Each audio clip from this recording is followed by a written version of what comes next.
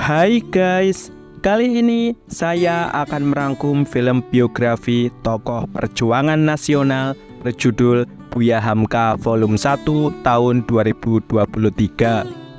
Secara tidak langsung, film ini akan berkaitan dengan film tenggelamnya kapal Van der Wijk tahun 2013. Bagi yang belum nonton, link ada di deskripsi ya. Tanpa basa-basi lagi, monggo disimak ceritanya. Namun sebelum lanjut, jangan lupa ditekan dulu like, komen, subscribe, serta share video ini sebanyak-banyaknya ya. Oke. Berlatarkan di Sukabumi tahun 1964, Buya yang tidur di penjara dijenguk oleh Umi dan anak-anaknya. Beliau dibawakan makanan sehingga meneteskan air mata. Sudah cukup garamnya. Nanti keasinan kalau ditambah air matangku. Film pun dimulai. Pindah ke Makassar tahun 1933. Buya mengetik sambil mengeluhkan para ulama yang tidak mau mengikuti perkembangan zaman dan mudah mengkafirkan. Solusi dari Umi adalah, jadikanlah diri aku contoh bagi mereka. Buya ini sedang menulis naskah novel tenggelamnya kapal Van der Wijk. Tokoh hayati di dalam novel tersebut digambarkan mirip Umi. Senantiasa ranca dikala tersentuh rambang cahaya lampu. Kongres Muhammadiyah dilaksanakan. Satu yang disampaikan Buya yaitu tentang pentingnya ilmu. Menuntut ilmu wajib hukumnya bagi setiap muslimin dan muslimah. Selesai kongres, Buya dikenalkan dengan Ola yang siap jadi istri kedua katanya. Beliau malah pergi mau mengambil tas katanya, padahal tasnya ada di bawah meja. Ola pun tahu jika Buya nggak mau memiliki dua istri. Alasannya beliau takut nggak bisa berbuat adil. Hanya Allah yang maha adil, Ola. Saya hanya manusia biasa. Malam hari, Buya kembali menulis novel baru. Kali ini berjudul Di Bawah Lindungan Ka'bah. Umi mengetahui jika Buya mendapat tawaran menjadi pemimpin majalah pedoman masyarakat di Medan. Namun, Buya menolak karena masih ingin menjadi bagian Muhammadiyah Makassar. Ini bisa menjadi ladang ibadah ampunan baru. Keesokan harinya, ketika Buya pamit, Ola dan ibunya datang membawakan bekal sebagai ucapan terima kasih. Saya mau jadi guru, Jiva Ustadz. Nah, bagus itulah. Sampai di Medan, Buya memimpin rapat kru majalah pedoman masyarakat. Beliau ingin majalahnya berlandaskan nilai-nilai Islam. Jika bekerja, sekedar bekerja. Kira juga bekerja. Sementara Umi yang berada di Padang Panjang mendapat kiriman novel Buya yang sudah terbit. Malam hari, Hisham demam tinggi hingga meninggal. Berita ini pun langsung disampaikan kepada Buya. Beliau sholat gaib dan tidak memilih pulang karena Saya pulang sekalipun, jenazah anak saya pasti sudah dimakamkan.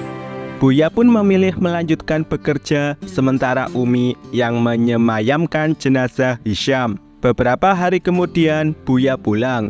Beliau minta maaf karena tidak bisa pulang ketika meninggalnya Hisham.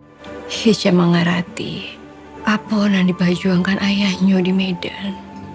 Datanglah Zaki sebagai pelipur lara. Buya melanjutkan tulisan tentang momen di penjaranya Soekarno, Hatta, dan Syahrir. Akibatnya, tentara datang menjarah karena tulisan yang dianggap menghasut masyarakat. Satu kali lagi kamu orang bikin berita menghasut, kami akan tutup kantor ini. Buya nggak kapok karena masih memiliki mesin ketik pamungkas. Diceritakan, tulisan Buya menjadi bestseller nomor 1 se-Hindia Belanda. Selamat pulang untuk kalian. Kalian telah bekerja keras. Buya memimpin Kongres Muhammadiyah Sumatera Utara. Kali ini tentang motivasi. Orang-orang yang berakal cenderung hidupnya akan lebih cemerlang. Semua selesai, Buya ditemui Haji Sukarta. Beliau mengabarkan bahwa Kulsum, gadis berkerudung merah yang ditemui Buya di atas kapal, telah meninggal karena bunuh Dirman. Allah Subhanahu wa Ta'ala telah memilihkan jalan terbaik buat kita semua. Buya terus menulis hingga novel tenggelamnya kapal Van der Wijk terbit di koran. Masyarakat pun sangat menikmati karangan tersebut. Hayati, dia sudah tidak ada lagi. Saking trendingnya, novel sampai dibukukan dan tetap menjadi bestseller. Meskipun demikian, tetap saja ada yang melabeli Buya sebagai Kiai Genit. Tentu saja, Buya nggak peduli karena beliau sudah menyiapkan karangan baru, yaitu Pekaruh Tasawuf. hal ini didasari semakin banyaknya orang yang mengaku sufi padahal tidak tahu tentang agama. Umi pun menyarankan Buya kembali menuntut ilmu kepada Haji Rasul demi menguatkan tulisannya. Indah ada salahnya manimbu ilmu baliak ke beliau nan paham batua. Di sisi lain, Haji Rasul turut membaca karangan Buya. Padahal dulu beliau pernah menolak Buya yang berkeinginan mengajar. Salah punya jasa. Buya temu kangen dengan Haji Rasul yang saat ini sudah berusia senja. To the point, beliau berkeinginan Ambo nyoba aja ilmu fikih Jumanti. berbagai kitab pun dipelajari, sampai-sampai Haji Rasul ketiduran. Tahun 1941 diawali Buya yang membangunkan anak-anaknya untuk sholat subuh. Beliau juga yang mengimami langsung. Diceritakan, Buya dipanggil Kapten Belanda untuk mempertanggungjawabkan tulisannya tentang Soekarno. Baru keluar rumah, ternyata ada surat dari Haji Abdul Karim karena Buya dipanggil Soekarno. Pertemuan pun berlangsung. Ternyata Soekarno ini belum sempat membaca karangan Buya sama sekali. Nah, kalau begitu nanti akan saya kirimkan. Bersama Soekarno, Buya keliling. Keduanya berjanji akan berjuang bersama. Saya sudah menetapkan diri saya bahwa saya akan bersama-sama Bung berjuang. Lanjut, Buya dipakaikan jas kapel untuk foto bareng. Tahun 1942, Buya mendengar berita Belanda menyerah kepada Jepang. Hal ini berdampak kepada kantor Buya yang ditutup paksa oleh Jepang. Beliau mendapat surat dari gubernur yang isinya adalah perintah Sei Kerai. Sumbayang Mado ke arah timur laut ke istana di Raja Jepang. Tentu saja ini termasuk syirik. Satu hal yang ditakutkan Buya apabila tidak melakukan Sei Kerai adalah Jepang akan menganggap masyarakat Muhammadiyah adalah pemberontak. Buya menghadap langsung gubernur. Ia menjelaskan jika Sei Kerai bukanlah sembayang, namun sebuah penghormatan untuk kaisar. Malah Buya emosi karena Jepang telah membakar karya-karyanya dan tidak segan membunuh ulama. Satu permintaan Buya yaitu Jangan pernah sekalipun kalian mencampuri urusan agama kami. gubernur mau mengabulkannya. Syaratnya Buya juga harus mematuhi peraturan Jepang.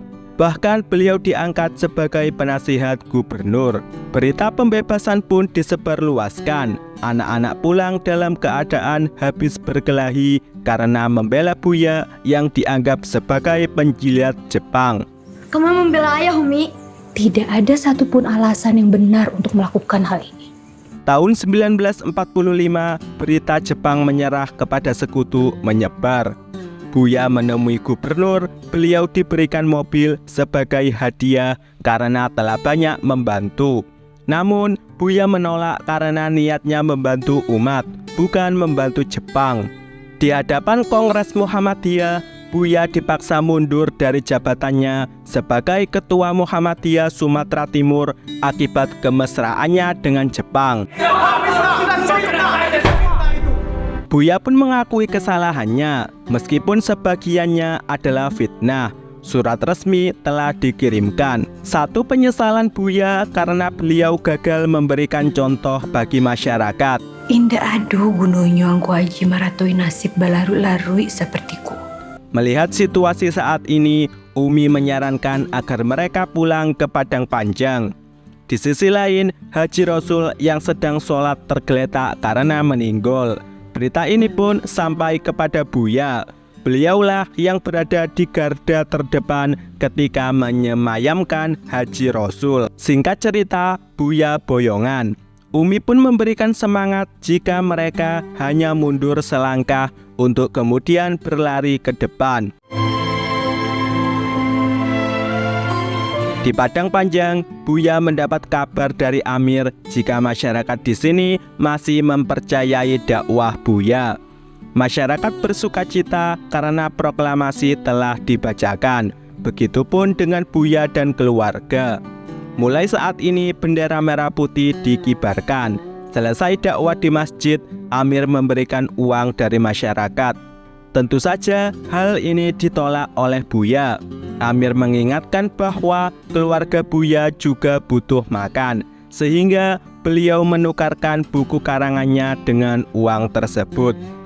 Di rumah, Umi sampai harus menjual emasnya guna mendapat uang. Buya pulang kemalaman, sampai-sampai Umi ketiduran. Beliau langsung memberikan uang hasil penjualan buku. Subuh-subuh, Buya menemukan kamar anaknya kosong karena Anak-anak lapai kamu saji dari tadi. sholat jamaah di masjid dipimpin langsung oleh Buya. Amir mengabarkan berita tentang kembalinya sekutu ke Indonesia.